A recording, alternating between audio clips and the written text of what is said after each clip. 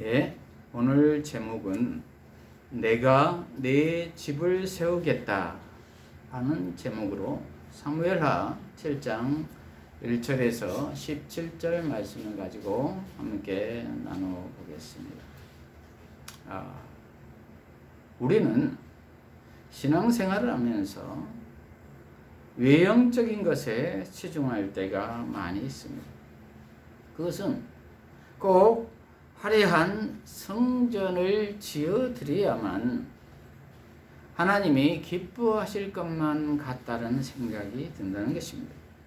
그리고 내가 꼭 어떠한 형식을 띄어야만이, 그리고 눈에 보이는 실적을 보여드려야만이 하나님이 받아주실 것만 같다는 생각이 든다는 것입니다. 그러나 하나님은 중심을 보시는 하나님이시다라는 것입니다. 하나님은 다만 우리 안에 거하시고 싶어하는 것이 전부라는 것입니다. 그리고 나와 함께 동행하며 즐거워하고 싶어 하신다는 것입니다. 오늘 본문을 통해서 살펴보도록 하겠습니다. 오늘 본문은 다윗의 집에 나단이 예언을 하고 있는 장면입니다. 첫째로 성전을 지어드리고 싶은 다윗, 성전을 지어드리고 싶은 다윗. 1절에서 3절을 보면은 여호와께서 왕을 주위의 모든 원수로부터 안전하게 지키셔서 왕이 궁에 평안히 살게 되었을 때 왕이 나단에게 말하기를, 보십시오, 나는 백향목 궁에 살고 있는데 하나님의 궤는 휘장 가운데 머무르고 있습니다 하니, 나단이 왕에게 말하기를, 여호와께서 왕과 함께 계시니 왕의 마음에 있는 대로 무엇이든지 가서 행하십시오 하였다. 이렇게 기록하고 있습니다. 전 단락을 보면은 다윗이 언약궤를 오벳 에돔의 집에서 가져와 다윗성에 안치해 놓고 바지가 내려간 줄도 모르고 춤을 추며 기뻐합니다. 그것을 본 자기 처 미갈이 왕이 채통 없이 그렇게 한다며 그것을 방탕하게 여기며 업신 여기자 본인은 그보다 더 낮아질지라도 자신은 하나님을 기뻐하며 찬양할 것이라고 말합니다. 온전히 하나님께 맡긴 삶이었죠. 그래서 오늘 본문을 보면은 하나님이 모든 원수에게부터 안전하게 지켜주셔서 왕궁에서 평안히 살게 되었다는 것입니다. 태평성대가 된 것입니다. 그래서 다윗은 태평하다 보니 또 다른 욕망이 생깁니다. 인간은 항상 이렇듯 하나가 끝나면 또 다른 욕망이 생기지요.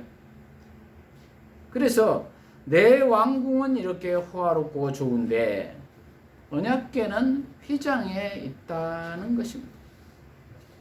언약궤가 천막에 놓여져 있는 것이 매우 마음에 걸린다는 것입니다. 요즘 말로 하면 하나님이 복 주셔서 내 집은 100평 아파트에서 편안하게 살고 있는데 교회는 상가 지하에 있는 교회가 매우 마음에 걸린다는 것입니다. 그래서 더 좋은 교회를 지어주고 싶다는 말입니다. 매우 좋은 생각이지요. 선한 마음입니다. 그러면 기뻐해야 될 것 아닙니까? 그래서 나단 선지자도 하나님이 함께 하신 것 같으니 왕께서 좋을 대로 하십시오, 이렇게 말해줍니다. 그런데 5절에 보면은 하나님으로부터 거절을 당합니다. 하나님이 선지자 나단에게 말합니다. 내 종 다윗에게 가서 말해라. 여호와께서 이같이 말씀하셨다. 네가 나를 위하여 내가 거할 집을 건축하렸느냐? 나는 이스라엘 자손을 이집트에서 올라오게 한 날부터 오늘까지 집에 거하지 않고 장막 안과 성막 안에서 옮겨 다녔으나 내가 온 이스라엘 자손과 함께 어디로 옮겨 다니든지 내가 내 백성 이스라엘을 먹이라고 명령한 이스라엘 지파 중 어느 하나에게라도 너희가 어찌하여 나를 위해 백향목 집을 건축하지 않았느냐 말한 적이 있느냐? 이렇게 기록하고 있습니다. 이 말을 풀어보면 역사적으로 보아서 너희들을 홍해를 건너게 하여 이집트에서 구원해 낸 후에 지금까지 텐트에 옮겨 다니면서 한 번이라도 나를 위해 백향목 집을 건축해 주라고 한 적이 있느냐라는 것입니다. 한 번도 없었다는 것입니다. 그러므로 마음은 고맙지만 화려한 성전을 지으려고 할 필요가 없다는 것입니다. 왜 그럴까요? 그것은 하나님은 건물 안에 갇혀 계시는 분이 아니시기 때문입니다. 하나님은 스스로 계신 자이기 때문입니다. 자존자이십니다. 그러므로 언제나 하나님이 움직이시고자 하시면 움직이십니다. 그래서 천막에 계신 것입니다. 그래서 구름이 움직이면 언약궤도 함께 움직였습니다. 그래서 중요한 것은 하나님이 임재하신 곳이라는 것입니다. 그것은 장소가 아니라 우리의 마음이라는 것입니다. 우리의 중심이라는 것입니다. 그래서 하나님은 우리의 마음에 자정하고 싶어 하신다는 것입니다. 그것은 우리의 주인이 되시고자 하신다는 것입니다. 왜냐하면 선악과 이후의 인간들은 자기를 주장하기 위하여 하나님을 싫어하며 내쫓기 때문입니다. 그리고 자신이 왕 노릇을 하려고 한다는 것입니다. 내가 하고 싶으면 하는 거지. 무슨 남의 간섭을 받고 사냐? 이렇게 생각을 한다는 것입니다. 그래서 내 인생은 나의 것이라고 하면서 하나님이 없는 듯이 이 세상을 살아갑니다. 그리고 나의 목적을 위해서는 수단과 방법을 가리지 않습니다. 하나님의 말씀은 안중에도 없습니다. 그냥 도덕적으로 내가 여유 있으면 그리고 내 기분이 좋으면 조금 선행을 베풀고 선대해 주고 내 기분 나쁘면 다 필요 없다는 듯이 살아갑니다. 이것이 공공연한 일상입니다. 죄인지도 모르고 살아갑니다. 이것을 하나님은 가장 싫어하신다는 것입니다. 아주 불순종의 삶인 것이지. 그리고 믿는다고 하는 사람들도 적당히 종교적인 흉내만 내고 교회를 화려하게 지어주는데 일조를 하고 그리고 헌금을 했으니 이제 내 할 일은 다 한 거야. 이렇게 생각한다는 것입니다. 그러나 하나님은 그것을 전혀 원하시지 않는다는 것입니다. 나의 중심의 주인이 되시고자 하신다는 것입니다. 저와 여러분의 주인은 누구이십니까? 하나님이 주인 되시기를 바랍니다. 예수님이 주인 되시기를 바랍니다. 둘째로 내가 내 집을 세우겠다. 내가 내 집을 세우겠다. 8절에서 16절까지 보면은 그러므로 이제 내 종 다윗에게 이같이 말해라. 만군의 여호와가 말한다. 나는 목장에서 양떼를 따라 다니던 너를 데려다가 내 백성 이스라엘의 주관자로 삼고 내가 어디를 가든지 내가 너와 함께 있어 내 모든 원수를 내 앞에서 멸절하였고 내가 세상에 있는 위대한 자들의 이름처럼 내 이름을 위대하게 만들 것이다. 이렇게 기록하고 있습니다. 일개 무명의 목동이었던 다윗을 내 백성 이스라엘의 주관자로 삼았다는 것입니다. 주권자로 삼았다는 것입니다. 하나님이 선택하셨다는 것입니다. 무슨 자격이 있어서 주권자로 삼은 것이 아니라는 것입니다. 그저 하나님께서 은혜를 베푸신 것입니다. 저와 여러분은 자격이 있어서 택함을 받았습니까? 아니지. 우리들도 사도 바울처럼 죄인 중에 괴수들이지요. 에베소서 2장 3절 말씀처럼 본질상 진노의 자녀들인 우리 인간들은 다 그렇다는 말입니다. 그리고 내가 어디를 가든지 하나님이 함께 있어서 내 모든 원수를 멸절했다는 것입니다. 이것도 역시 하나님이 하셨다는 것입니다. 구원의 증표인 출애굽을 비롯하여 블레셋과의 전쟁, 그리고 숱한 가나안 정복 전쟁에서의 승리가 그 증거이지요. 그리고 이제 나중에도 장래에도 내 이름을 세상의 위대한 자들의 이름처럼 만들어 줄 것이라는 것입니다. 이 얼마나 큰 은혜입니까? 지금까지도 하나님이 그렇게 인도해 주셨고 앞으로도 인도해 가실 것이라는 것입니다. 그리고 10절 또 내가 내 백성 이스라엘을 위하여 한 곳을 정하여 그들을 심을 것이니 그들이 그곳에서 살며 더 이상 요동하지 않을 것이고 다시는 전과 같이 악한 자들이 그들을 괴롭히지 않을 것이라는 것입니다. 한 곳을 정하고 심는다는 것은 가나안 땅과 예루살렘을 말하고 있습니다. 그리고 그곳에서 살고 더 이상 요동하지 않을 것이고 악한 자들이 더 이상 괴롭히지 못할 것이라는 것입니다. 그리고 11절 내가 내 백성 이스라엘을 위해 사사들을 임명하던 날과는 다르게 하고 내가 내 모든 원수들로부터 너를 안식하게 할 것이며 또 여호와가 내게 선포하니 여호와가 너를 위하여 집을 세울 것이다. 이렇게 기록하고 있습니다. 이 말은 사사시대와 같이 임시 지도자로 삼지 않고 대대로 다윗의 후손들이 왕위를 계승하는 나라를 만들어 주시겠다는 것입니다. 왜 이런 약속을 하셨느냐면 다윗은 하나님을 위해 집을 지어 드리고 싶다는 명분이 있었지만 다른 이면에는 성전 건축을 통해 예루살렘 중심의 중앙 집권 체제를 강화하려고 했던 것입니다. 그리하여 왕권을 더욱 견고하게 하려고 했던 것입니다.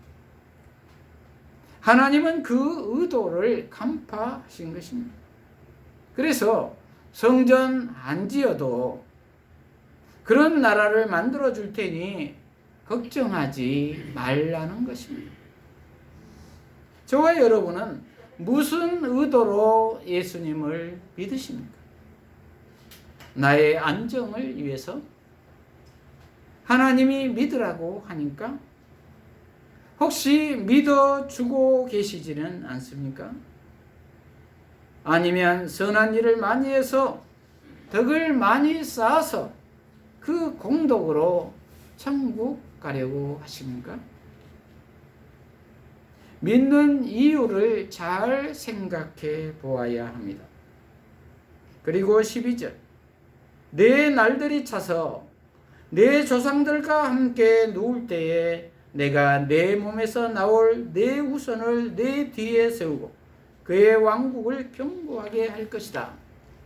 그가 내 이름을 위하여 집을 건축할 것이고 나는 그의 왕국의 보좌를 영원히 견고하게 할 것이며 이렇게 기록하고 있습니다. 이 말은 다윗이 나이가 들어서 죽을 때가 되면 다윗의 몸에서 나올 후손을 세워서 왕국을 견고하게 해 줄 것이라는 것입니다. 그리고 그가 내 이름을 위하여 집을 건축할 것이고 그랬는데 솔로몬을 이야기하고 있는 것이죠. 그리고 그 왕국 또한 하나님이 영원히 견고하게 할 것이라는 것입니다. 다윗 왕국 대대로 영원히 견고하게 하시겠다는 것입니다. 엄청난 축복이죠. 그것뿐만이 아닙니다. 14절 나는 그의 아버지가 되고 그는 내 아들이 될 것이니 그가 만일 죄를 지으면 내가 사람들의 막대기와 인생의 채찍으로 훈계할 것이나 그랬습니다. 나는 그의 아버지가 되고 그는 내 아들이 된다는 것은 엄청난 새로운 관계입니다. 새로운 신분입니다. 아버지와 아들의 관계로 만들어 주시겠다는 것입니다. 상속자인 것입니다. 하나님의 아들인 것입니다. 그리고 다윗의 자손으로 오시는 예수 그리스도는 하나님의 아들로 이 땅에 메시아로 오시지요. 그러므로 오늘날 예수 그리스도를 믿는 자는 누구든지 하나님의 아들이 된다는 것입니다. 이 복이 지금 우리에게까지 이어진다는 것이죠. 이 얼마나 감사한 일입니까? 그래서 그가 만일 죄를 지은다면, 예수 믿는 자들이 죄를 지은다면 아주 멸망시키시지 않고 사람들의 막대기와 인생의 채찍으로 훈계한다고 그랬습니다. 그러므로 예수 믿는 우리들이 지금 매를 맞아 힘든 시기를 지나고 있다면 오히려 감사해야 할 것입니다. 왜냐하면 하나님의 자녀임이 틀림없는 확증이기 때문입니다. 그리고 15절 내가 내 앞에서 패한 사울의 경우와는 달리 내 인애가 그에게서 떠나지 않을 것이며 16절 내 집과 내 왕국이 내 앞에서 영원히 보존되고 내 보좌가 영원히 견고할 것이다. 이렇게 기록하고 있습니다. 다윗 이전의 초대 왕이었던 사울은 하나님께 대한 불순종으로 그 가문 전체가 멸망을 당했지요.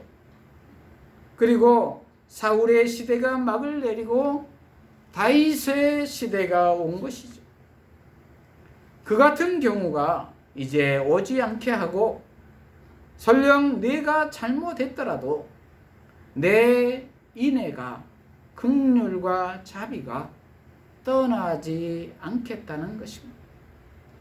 그래서 내 집과 내 왕국이 내 앞에서 영원히 보존되고 내 보좌도 영원히 견고할 것이라는 것입니다.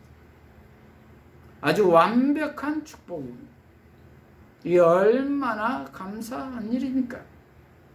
다윗으로 말미암은 예수 그리스도, 그리고 우리 믿는 자로 이어지는 이러한 축복은 우리가 이해할 수도 감당하기도 힘든 은혜인 것입니다.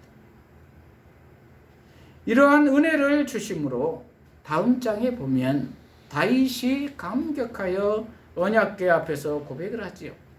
18절 주 여호와여 저는 누구이며 제 집이 무엇이기에 저를 지금까지 이끌어 주십니까? 이렇게 고백을 하죠. 이해가 되지 않는다는 것입니다.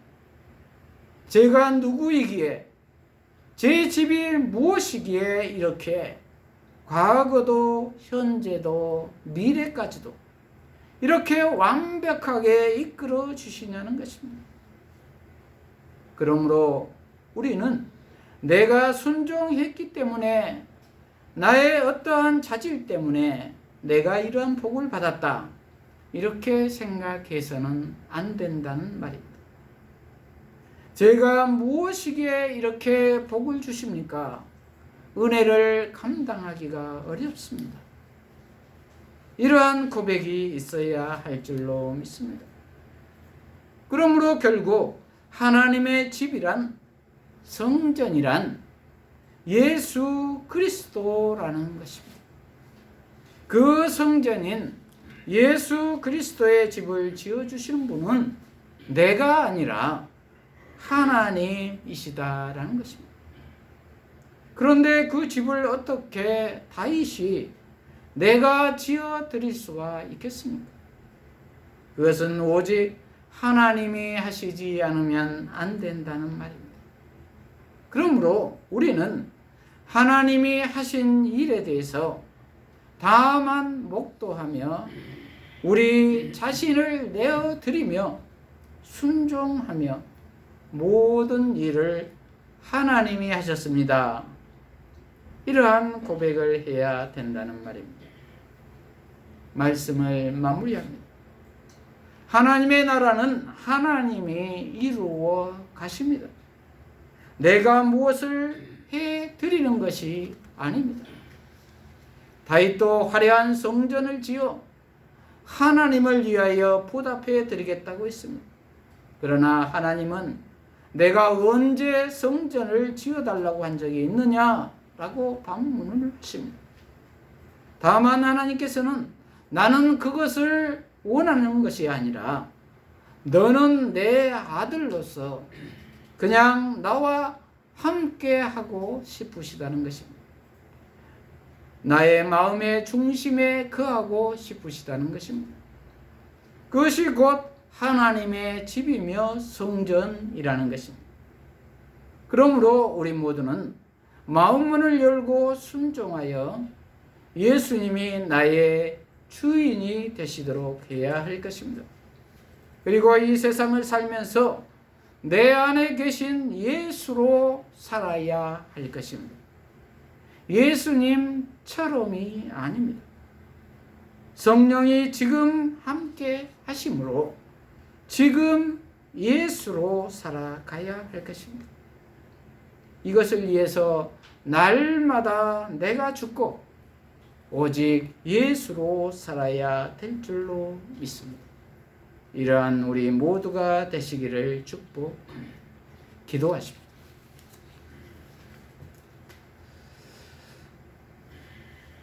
하나님 아버지, 오늘 내가 내 집을 세우겠다라는 제목의 말씀으로 깨닫게 하시니 감사합니다. 우리 모두가 내가 하나님께 무엇을 해 드리는 것이 아니라 하나님이 하시는 일을 목도하며 살게 하여 주시옵소서. 그 일은 예수님이 내 안에 거하시는 것이라 믿습니다. 그러므로 내가 날마다 죽게 하시고 오직 예수로 살게 하여 주시옵소서. 예수님 이름으로 기도합니다. 아멘.